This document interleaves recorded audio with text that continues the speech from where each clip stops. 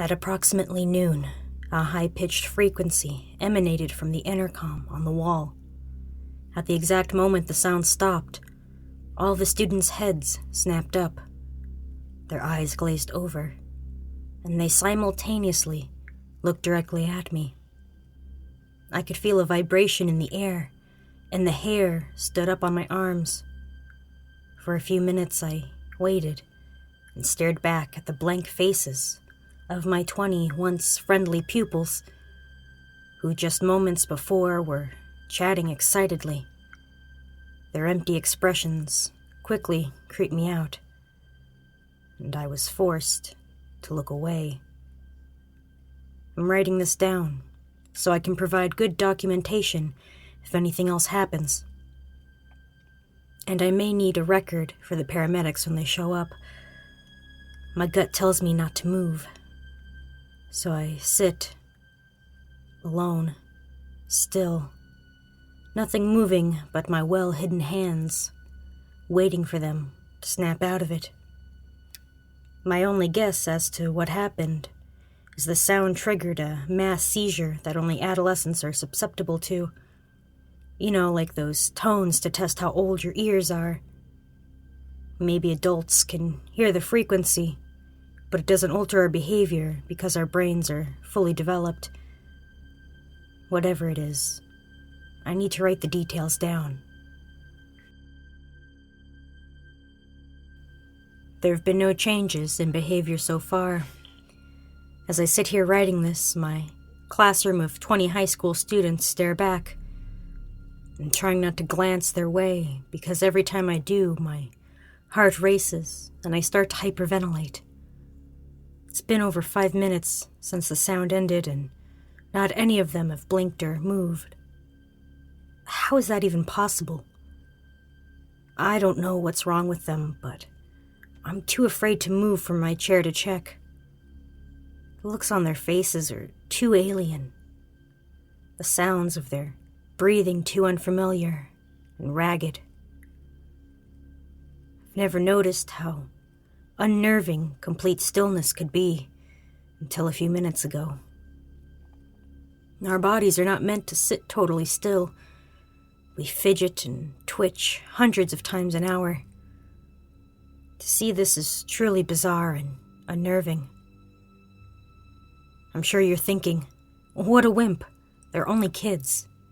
And normally, I'd agree with you and call me a wimp too. But something is not right here.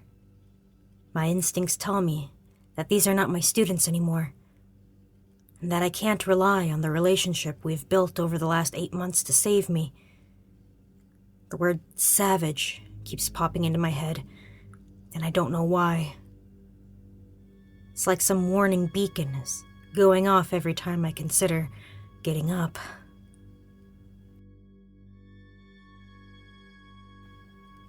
Still no changes. They're just sitting there, unblinking, gazing in my direction.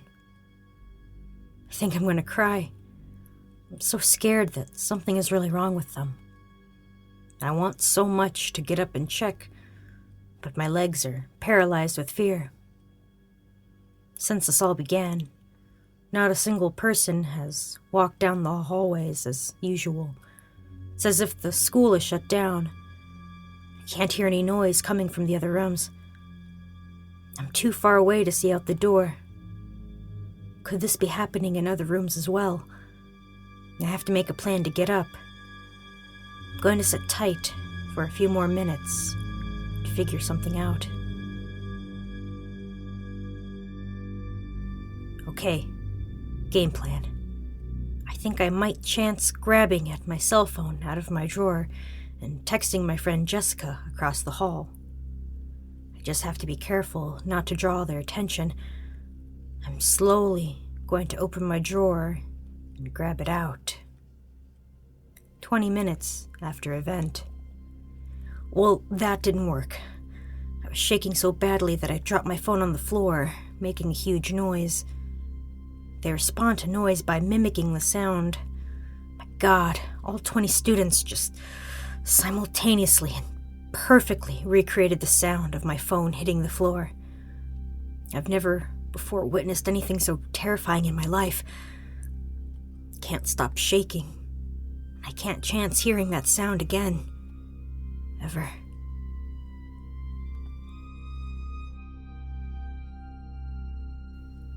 I finally composed myself enough to begin recording again. But man, are my nerves wrecked. Can't get that sound out of my head. Human voices do not make that noise. Do our vocal cords even possess the ability to mimic in that matter? There's no way. My phone is still on the floor. I really need to get it back and attempt to contact Jessica, but I'm so afraid. Okay. I've got to do it. It's now or never. I'm going to reach down, slowly, and pick it up. Maybe if I keep my eyes locked on them, they won't notice.